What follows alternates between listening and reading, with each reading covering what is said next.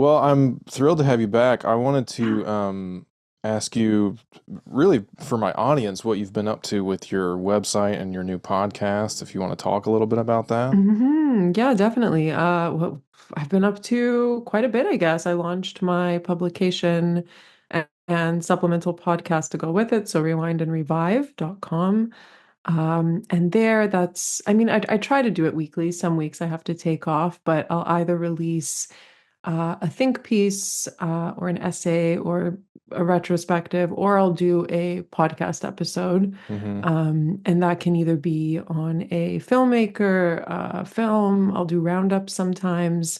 But the focus is mainly older films, film history. Sometimes Yeah, there will be an occasional new release, but by and large, it's in the title, Rewind and Revive. So sure. Yeah. that's been what that's what I've been up to. Yeah. I noticed anyway is kind of a specific emphasis on world cinema too, I think, right? Like Hmm. you're looking at everything kind of all over the globe. Hmm. Well, that's why I've Um, been so excited to come on today's episode. And I was having coffee with a friend the other day, and I told him, my area of expertise is definitely world cinema. It's mhm. not America per se.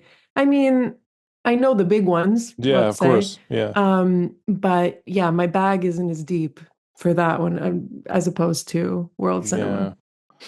Well, I feel like this is kind of a movie that could even fit into what you're doing a little bit because it is Hmm. one of those films that was kind of forgotten to time a little bit until the Criterion Collection reissued it, right? Hmm. I find it so fascinating that this movie initially was kind of like buried a little bit by the studio when it came out. They shot it in 73, but it doesn't come out until 76. Hmm. And there's all this stuff about how Elaine May and Peter Falk they wanted to buy back the movie from Paramount, from the studio, and Hmm. re-release it because it was just kind of dead on arrival when it was initially released. They put it out at Christmas time, which is just so Strange. baffling to think about this movie, like family going to the theater for a night out, for a nice Christmas outing, and seeing Mikey and Nicky. It's like it just doesn't really make sense. Mm-mm. And there's even, I don't know if you saw it, but there's even a TV spot that's included on the disc. No, I Um, don't have the disc. I watched this okay, on the channel. yeah, okay. Well, on the disc there are a few supplements, but one was this 30-second, essentially trailer, but it's like one of those things that played on television. They're trying to sell it like it's a thriller of some kind, like that it's got this very intense music and this Mhm. ominous like voiceover going like Mikey and Nicky, and they're showing like some of the more fast kind of kinetic scenes from the movie, and it was completely mishandled, Mhm. by the studio. I But think I saw that yeah, actually because it's I saw a probably trailer. on the channel. Yeah. Hmm. I saw a trailer that where you're right, the way you're describing it, they made it seem like it was this fast-paced film, Like a and that's what I thought it would gangster. be. Yeah, Yeah, yeah. going into it, and I'm glad it wasn't actually. I Hmm. like what I saw. But yeah, I definitely thought going into it was going to be just go go go. Yeah.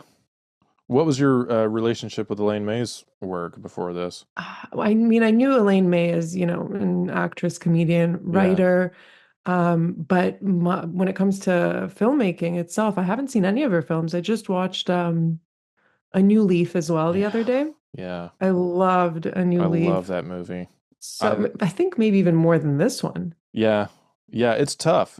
They're kind of neck and neck for me. I saw that one maybe a Hmm. few months ago. Luckily, my local library had a DVD of it, which I think was Hmm. released by a very small company called Olive Films, Hmm.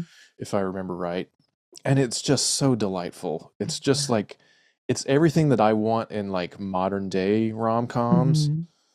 which is the exact opposite of what modern day Yeah. rom-coms are, basically. Hmm. But I had seen this film, I think back when I had a subscription to the Criterion Channel. Hmm. I watched this movie maybe 5 or 6 years ago, and it just totally blew me away. At the same time, I was starting to discover Cassavetes and his Hmm. movies.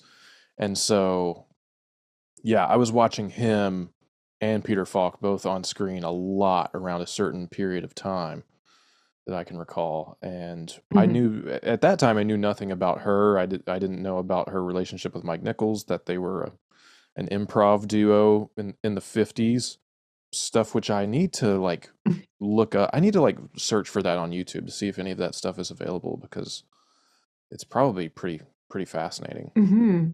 She's an Um, incredible writer. Like yes. her as a writer is just she's hilarious to me. I mean, Hmm. even with Mikey and Nicky, it's not a movie that you would, categorize as a comedy first and foremost, but there are moments where I was laughing my head Yeah. off. Yeah. There are very Really funny, funny. like, and also I love that she's not afraid to kind of shy away from the dark, kind of very biting sensibility that this Mhm. movie has, and also that A New Leaf has a little bit. It's almost at times it's almost kind of reminiscent of like Mel Brooks a little bit. Like Yeah. there's a very dark truth underneath the humor, right? Yeah. And I still have not seen The Heartbreak Kid. It's impossible to find. Oh no. There's no physical release of it that I could locate, and it's every time I've searched for it, it's never been streaming on any streaming service. So I, Have you tried the Internet Archive?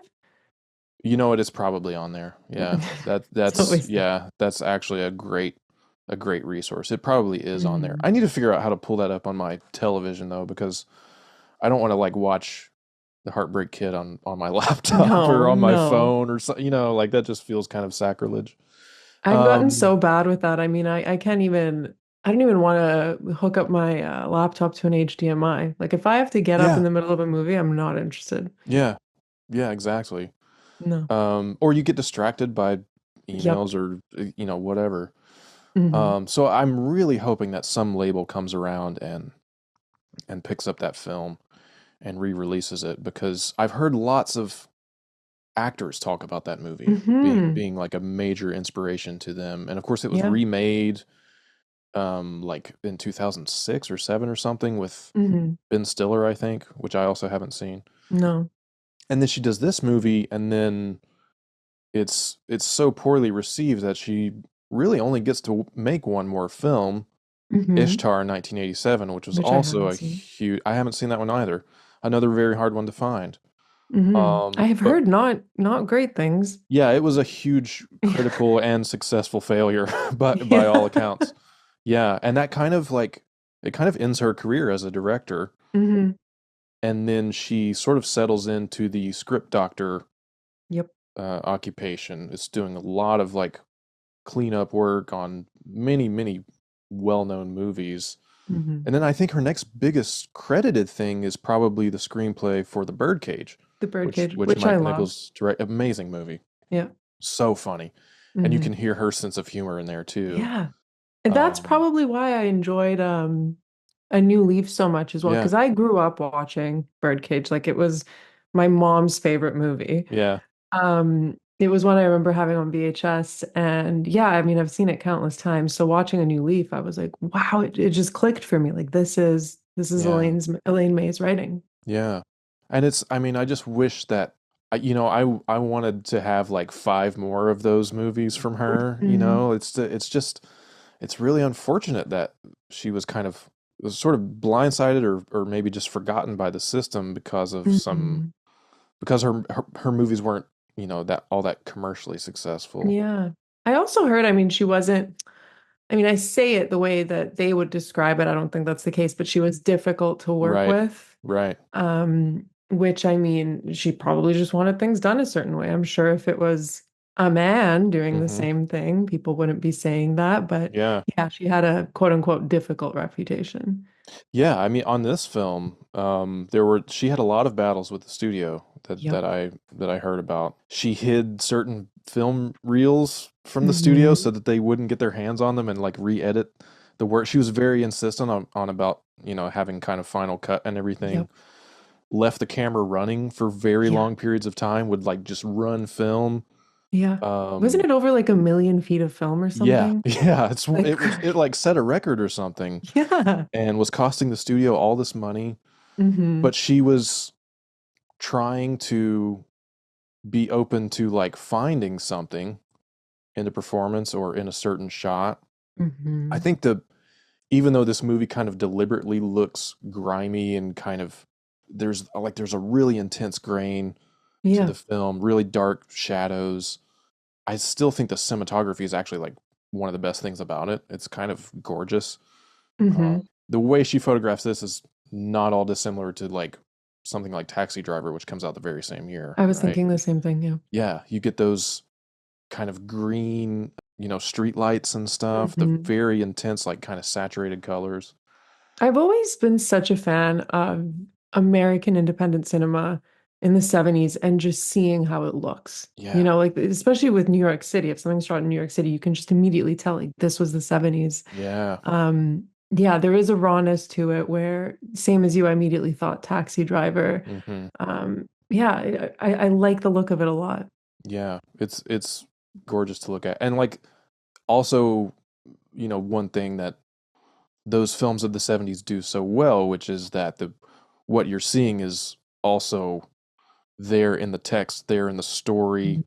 The way that the film looks is deliberately designed to make you feel like the characters feel, right? It's Hmm. this, I mean, I especially think about that bar scene when they're sitting in that bar Yes. smoking cigarettes and like they're both like sweating Yeah. and it's this grimy, just like even and Peter Falk, even Mikey, he says, "God, it's hot in here," right? And you can tell, like Mhm. it is, you can feel it in that room. Yeah. There's just a certain magic about that kind of stuff from that era. The whole film is just nervous. Yeah, Like yeah, from even when the camera's still, but the camera's not still the majority of the time. It's always yeah. It's jittery. always moving around. That's an And excellent point. yeah, and it kind of throws you into their mental state as well. Like I felt nervous immediately when that movie started, Yeah, and that feeling stayed with me until the yeah, movie ended. yeah. The first shot you see is he's just like wide-eyed, hair disheveled, in this hotel room, looking around like the most Yeah. paranoid person who's ever existed, right? Yeah. And he has an ulcer. It's an And he has ulcer, an right? ulcer, Yeah. which is, like on the threatening to tear on him, perforate. Hmm.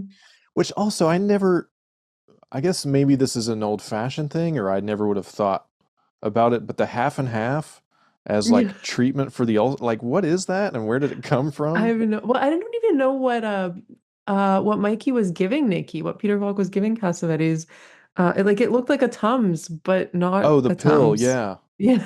Yeah, yeah, they call it it's called Gelusil, I think was the Yeah. name of it, which I guess was a medicine of the time period.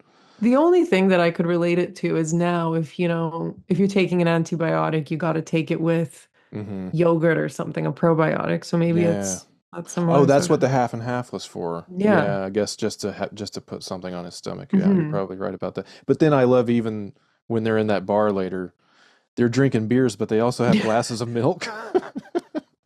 And it's just like you can I mean, there's just so much about the kind of weird desperation of this Hmm. story and of the world, I think, and how like these are two guys who are, ostensibly trying to live good lives and like Hmm. but they are mired in a world of their own creating of all of this Yeah. darkness and crime, obviously. Hmm. Nicky is basically on the run, more or less. He thinks that there's a hit been put out on him. Hmm. And I love when the first time Mikey shows up, too, he says, "I came as soon as I got your towel." Yeah. It's just a great line because Yeah. Nicky The throwing. throws this towel out the window. Like, Hmm. even just the way they're behaving, like right off the bat in this movie, like Yeah. these guys are insane. They are, Hmm. they are just nuts. But Um, what I also liked about that first scene is I made a point, like I wrote it down as well, is Elaine made us such a good job at introducing these characters that from that opening scene, they've been friends mhm, forever. yeah, Like we were immediately pulled into their own sort of push and pull, um, yeah, codependency, I guess, yeah, where they're absolutely. both flawed and you can see that instantly. Yeah, the closeness between them is there from the very beginning. Even just the Hmm. way that they are close physically, the way they Yeah. kind of, I mean, when Mikey is trying to force him to swallow that pill. He's like holding his face. He's like, and he's acting like, when you're trying to get a little kid to take their medicine, Yes. you know, like a father and son. He's Hmm. and even Nicky is also reacting that way. He's like, I don't want to go outside. I don't want to do this. I don't want to do that. They've Um, done this before. Like that's what it yeah, feels like. yeah. I know. It's almost like it just feels like another night, Yeah. you know, that just happens to be like one of the worst nights of Ever. of both of their lives. There's an essay with the Criterion book, or Mm. with the Criterion disc, I should say, and there's some good stuff in it. But I picked out one particular thing that this guy said. This was Ooh. written by Nathan Rabin. He Hmm. says, "In the world of Mikey and Nicky, to be a man is less a condition than an affliction," which Ooh. is just like I really think that just perfectly kind of sums up Hmm. this film, Absolutely. because these two guys are clearly very afflicted by the life that they have led and have chosen, but in totally different ways too, I think. Yes. Although at the beginning it was not clear to me. Yeah. I don't know. I mean, when did you said you watched this for the first time, what, like years ago? Yeah, maybe So 5 or maybe you 6 don't years ago. remember, but for me, I did not know who to trust for Yeah. the longest time until it started kind of, Yeah. becoming a bit more clear. But initially, I just had no idea. Yeah, that point of view sort of bounces back and forth a lot, right? Hmm. Between certain scenes as we start following these guys and more is revealed about their relationships and who they are, you start to wonder like, well, which one of these guys is like the good guy, or is there Yeah. a good guy? Because initially I was Um, convinced it's Peter Falk. yeah, I mean, that also I think comes from the fact that it's being played, or Mikey's being played by Peter Falk. absolutely. Columbo. Yeah, He was also in, I mean, one of my favorite Peter Falk roles is Wings of Desire yeah, by Wim Wenders, where yeah. he's also playing an angel. So in Hmm. my mind, I'm like, Peter Falk, he's a good guy. He's a good guy in this film. Yeah. And then all of a sudden, I start questioning that.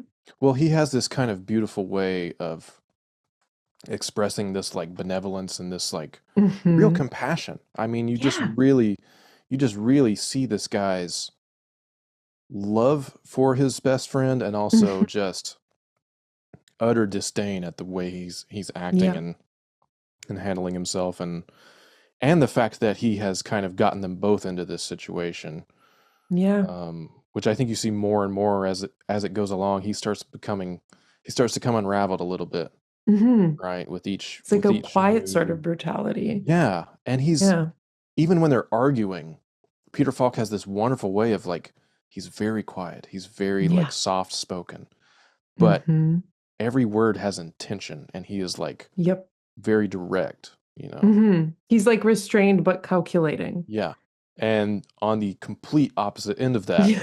is Cassavetes, who is just like wild and manic and does not give a fuck about anybody or what No. anyone has to say about him. He will pick a fight with anyone, Hmm. a random stranger, the bus driver. Which is also how Um, I associate Cassavetes off yeah. camera Yeah. I too. mean it's perfectly cast. I was Hmm. one of the supplements was talking about sort of how they got this movie off the ground, and she had not written the script with anyone particular in mind, Mm. and brought it first to Peter Falk, and he initially read with Charles Grodin, who was going to Hmm. play the Nicky part, which I think would have been a very different movie. I think it would be interesting, but completely different energies with those two Hmm. guys. And then he gives it to Cassavetes, and they kind of, and it's this perfect match of material Hmm. and actors because both of their powers as an actor are represented so well in the story And they're with these friends. I mean, characters. Yeah, all three of them were friends, yeah, right? So yeah, it just worked. yeah. They are really they're drawing on this closeness that they have as friends in real life and Hmm. making everything just so believable. Yeah. It's like you said, it's like they've done this before, right? Hmm. It just feels like you're just watching another instance where these guys have gotten into this somehow. And Peter Falk playing the character who constantly has to rescue his friend, more or less. Did you Um, hear that It's a quote by Cassavetes. I can't remember where he said it, but he said, "I'm not an actor, I'm a reactor," Mm. No, which but that's is yeah, I mean, I totally get that. I can totally see that. it's applicable here. Yeah, yeah, absolutely. He is like, yeah, it's almost as if every scene he's kind of on the edge of, like taking off into the Yeah. stratosphere as far as like his energy and Yes. everything. But he does that reacting thing that you're mentioning. He does that Hmm. so well when Mikey is trying to suggest like, "Hey, we need to get you to an airport. We need to get you out of Yes. town. We got to get out of town." Nicky is going, um, well, let's go to a movie, or let's go Hmm. do this, or do you want to take the stairs or the elevator? He says elevator, so he says, let's take the stairs. Like Yeah. it's this very like it's almost a cat and mouse game kind of. Hmm. And then of course you have the Ned Beatty character who is the killer sent to dispatch Nicky. Who also I was wondering, is he considered good at his job? Like there was a sort of Right, right. relaxed approach to him. Or not relaxed, but I don't It's know. He just very seemed very laissez-faire. Yeah, Let's go. it's he treats it like it's like he's punching a clock, like it's an Yeah. office job. You Yeah. first see him in his hotel room and he's kind of like setting everything up very meticulously, and Hmm. he has his map folded out, laid out on his Yep. bed, and he gets the call and he's circling the places on the map. Yeah. And I also love that he gets stuck in traffic and like can't find Yes. his way around. Yeah. It's almost like maybe he's not a native of the city. Maybe he's like just in town on business kind of thing. Yep. I love that character so much, and I think Ned Beatty is kind of the perfect actor to play that sort of role Hmm. because he's almost like completely forgettable, right? He has no real kind of standout features or the way he Yeah. expresses himself or anything, which kind of makes him a perfect hitman. You want to be utterly forgettable if you're a contract killer so that no one can find Yeah. you, track you down, etc. That's a good But point. then I love that he also is like so meticulous about his work, and he's like annoyed when they aren't at the diner, when he goes to the Yes. diner and they're not there, and he calls and picks up the phone and he Hmm. can't find his way around. He has to ask that guy for directions, Yeah. who says he's going in the exact opposite direction which he needs to go. At this point, I still had no idea who he was working with. Oh yeah. This is how Yeah. firmly I was. Wait, can I don't, I'm like trying not to spoil anything No, go for ahead. I mean, listeners, we're gonna, yeah, obviously spoil the film. obviously. Yeah. No, at this point, I had no idea that he was working with Peter Falk, and this is what I mean. Like, this is how much I have so much trust in Peter Falk as always Mm-hmm. playing the good guy. Yeah. In my experience, that yeah, it took me a while until it was laid out completely Mm-hmm. obvious. Yeah. I refused to believe it. I mean, even by the time that they first meet up, Hmm. whenever Ned Beatty finds Yeah. him in the street, Can't remember when that was, like in the film, but I know what you mean. it's Yeah. kind of I think it's like right around the hour mark. It's kind of like right about Mm-hmm. halfway. It's Yep, right yep, after yep. they have their really big fight in the street when Oh, they're yes, arguing yes, yes, yes, and yes, yes. yelling at each other. So many great arguments in this movie. Yeah. Just like just watching these two guys go back and forth is like one of my favorite things in movies. Hmm. I wrote in my Letterboxd review that every time I see either of these guys give a performance, I think is the best performance I've ever seen, Yeah. and it is. It's Yeah. like they're just so perfect at what they do.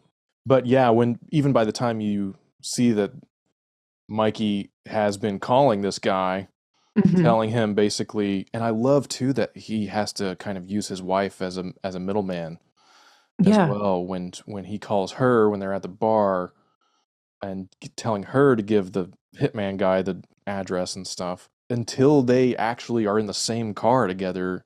You're like, there's no way that this guy is going to Yeah. effectively help kill his best friend, right? Which is again, I mean, just speaks to what May is doing. Yeah. Like, yeah, yeah. It's just it's incredible that we just refuse to believe this. Hmm. Even though I'm sure upon rewatch it would all seem a lot more obvious, but she Hmm. really does toy with that sense of perception. And I think that's also helped by just the way that Peter Falk performs, in that Mhm. he is very clearly wrestling with this decision like the entire time. Yeah. It's all of those kind of sort of offhand moments, or when you see like certain reaction shots of him, Mhm. he is plagued by this decision, and obviously just cares deeply about this guy, but knows that there's basically no getting around this. Like there's basically no way out Mhm. of it for him. And it's this intense well of sadness that just kind of, it's really a gut punch of a movie. I mean, Yeah. like, as crazy as it is that I thoroughly enjoy watching it, um just by the nature of the performance and the way it looks and everything. There's something um brutal yeah, about how quietly it breaks you. yeah. And it's not, for me at least, it wasn't the violence. It's just that betrayal, again, that quiet sort of betrayal that's brewing under Mhm. every scene. And you kind of sit and you like let it fester within you. And then by the time you get to the end of the film, it's devastating. Yeah. And you kind of, I mean, you really feel for, I really feel for Mikey, Hmm. um, and am empathetic towards him because Nicky is a piece of shit. He's like, Yes. he's an awful guy. Yeah. Um, he regularly makes Mikey the butt of the joke Hmm. and is regularly pestering him about things. His boss, who is essentially revealed to be the guy who ordered the hit on him. Yes. What's that character's name? Let me see if I can Oh, I can't remember, but I know who you remember mean. either. Dave Resnick? No. Resnick. Yeah. That's right. Yeah. Resnick is kind of, I guess, kind of the local crime boss. Hmm. And both of these guys, I think, they're not like mafia men, right? They're kind of just like, Yes. they're kind of the grunts. They're kind of just Mhm. like small time hoods, really. Yeah. I was going to bring And that up actually. I love the fact that this was made around a similar time as The Godfather, hmm but it's just the two films could not be more different. You know, The Godfather yeah, is this prestigious, it's composed, it's epic. operatic, yeah, Yeah, where Mikey Nicky is just this grimy sort of film with these men that aren't at the top of the food chain yeah, in the crime world. They're at the bottom, like they're on the fringes of it all. yeah. And they're not trying to get there either. No, They no. are, they're just trying to pay their bills and like feed their Yeah. kids. And they have completely different sets of morals, which I think is Yep. interesting. But also the way that they go about trying to do that are very similar. They're both criminals, but yeah, Nicky is revealed to be this guy who you just like by the end you're kind of like, man, this guy was asking for it. It's kind of, Yes. it's really tough. It's because Cassavetes plays it with such humanity and Hmm. such just raw kind of truth. The Hmm. Oh, I was just gonna say the scene with Nikki's lover. I thought that was a really interesting scene Yeah, because it also showed Mikey as being flawed, yeah, a gross guy. yeah. Because up until that scene, I thought, Nikki's the one that's problematic. He's not a good hmm guy, but Mikey's great. Straight laced. And yeah, Yeah. and that scene just changed my mind and it made me realize they're similar. Mikey Yeah. just maybe does a better job at hiding it. Yeah. I think one of the things I love about this movie, and this was also kind of came up in some of the supplementary material, is this is very clearly a film made from the point of view of a woman. And I don't think Hmm. that this kind of characterization of these two guys would exist in, if it were directed by someone else. 100%. Um, that scene, I think, especially as like heartbreaking and like kind of really disturbing as it is to watch, it sort of just like lays all the cards on the table and saying like, Hmm. Elaine May is telling you this is who these guys are. Like these are Hmm. not good people. You shouldn't be rooting for them. There is no hero in this Yep. journey. And Nell, that character, beautifully played Hmm. by Carol Grace, I think was her name. Yep. Who was, she didn't do many movies. I was kind of I looking for heard stuff that. on her, and she only did a handful of things. She was married to Walter Matthau. Hmm. but she is devastating in that Yeah. scene. In all of the scene, especially also in the scene when he goes back to her later on. Yes. Yes, yes, yes. And I love that she is just like, what, she's like, why don't you treat me with respect? What do you think Hmm. of me? You told those guys that I was an easy lay or whatever it was, and then Hmm. and like Nicky is just using this poor woman Yeah. for his own means, and cheating on his wife, of course. Like, Hmm. this is just like the worst of the worst kind of Yes. guy. And Um, May doesn't flinch. Like she just yeah, lays it out all on the table.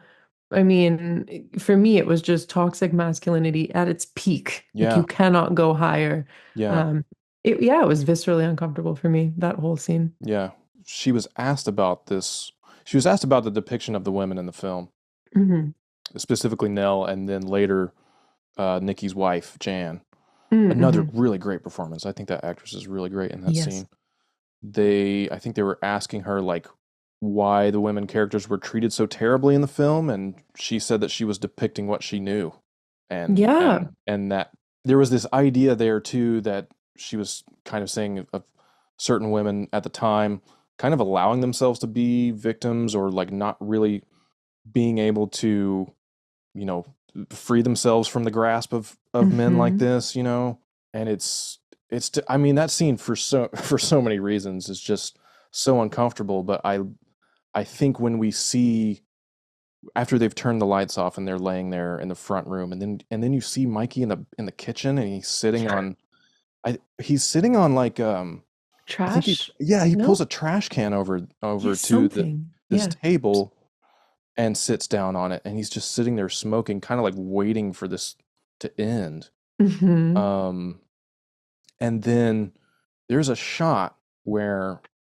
after it has finally ended, Nicky goes into the other room and they start talking, and there's a transition of that darkness to bright light when Nell turns on a lamp, and you can tell that it was a different take that was stitched together because I the didn't notice characters that. are in if you go back and look at it, it's really Uh-huh. fascinating, I think, for a few reasons. Because one, obviously, you have just witnessed this kind of horrible incident, and her turning on the light is kind of like, okay, now we can like breathe a little bit. But Hmm. also the deliberate kind of staging of it, the way it just clicks over like that from one take to another, made me Hmm. feel like this idea of this has happened to her before as well, Hmm. kind of like repeating certain things, like the guy standing in the kitchen or Yeah, whatever. yeah, yeah.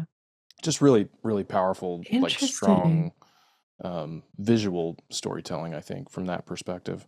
I think for me, I was just so shocked by what was going on. Yeah, My sort of yeah, analytical lens just shut off for that scene, and I yeah, was just taking it in. But yeah, I'm yeah. definitely going to pay attention to that I then. mean, that's the thing about this. I think throughout the whole thing, it's so emotional, Yeah. and it's constantly drawing you in, and at the same time, there are all these really just like smart visual choices. Hmm. There's one moment where the camera is kind of still, I think, and then it goes handheld. It might be when they are, Cemetery? yeah, it might be one Yeah. one of the cemetery scenes. I love that cemetery Yeah. sequence too. Yeah. Amazing. I have a whole let's go to that. I have a whole section of notes on the Please. cemetery scene. That one really stuck out to me. I thought it was and I'm saying it in context of this film, not in general, Yeah. but Yeah. it was the quietest moment for me in this film. Oddly tender in Mhm. a film full of dread, if that makes sense. Yeah. Which is interesting because it was in a cemetery, but there is that sort of sense of death following them through this entire film. And once they get to the cemetery, it just seems peaceful. And Yeah. I found that really, really interesting. Yeah, everything kind of slows down. This is right Hmm. after Nikki gets in a fight with the bus driver, Yeah. who is Emmett Walsh. I did. Probably probably his first role, maybe one of his first roles, Oh, wow. and I love that he's also like still middle aged.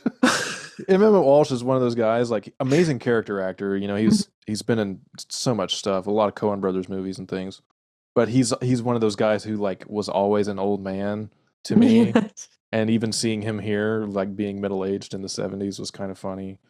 I That feel like scene we is had very this fun. exact same discussion the last time I came on your podcast We with another did. actor. Yeah, who was it?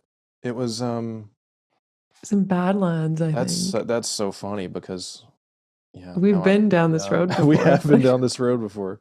Yeah, I'll have to go back and yeah, look yeah, for yeah. that.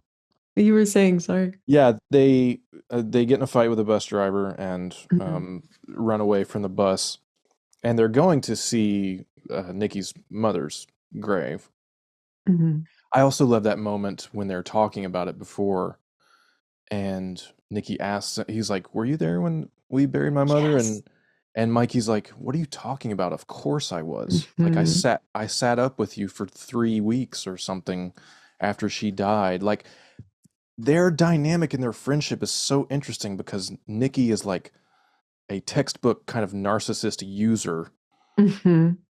who has obviously like carried this guy kind of with him through his life. And Mikey is just so like he's clearly been invested in Nikki Yeah. from day one and really does feel he is like a brother to him, Hmm. I think. But that cemetery scene is yeah, it's so fascinating. I love when they're arguing about whether or not Mikey is going to die. Yeah. He's like, I'm not gonna die. And Nikki goes, Of Yeah. course you're gonna die. Aren't you gonna die? And I'd love to. I have a few quotes. I'm not gonna stand here at 1 in the morning and discuss what's gonna happen when I die. That Michigas I leave to the Catholics. Very funny. And then Nikki's like looking for the headstone and he's shouting, "Hey Ma!" He's like Yes. shouting. He's Horrible. doing all this, but again, that like very dark, humorous Hmm. sensibility of like Nikki is obviously someone who is like he's very clearly tortured on the inside Hmm. and dealing with a lot of shit that he hasn't processed. I Yeah. think this scene being a really good example of that, but he relates that with humor, I think, a lot of times, Yes. at least to the outside world. He's like he's the person who laughs to keep from crying, I think, Hmm. right? I think, I mean, the way I saw Cassavetes play Nicky is he played him like he was a man that was already halfway dead. Yeah, Like all bets are off. He yeah. knows what's going to happen, yet he's still kind of trying to cling to whatever sort of morsel of control he can find in this chaos. Hmm.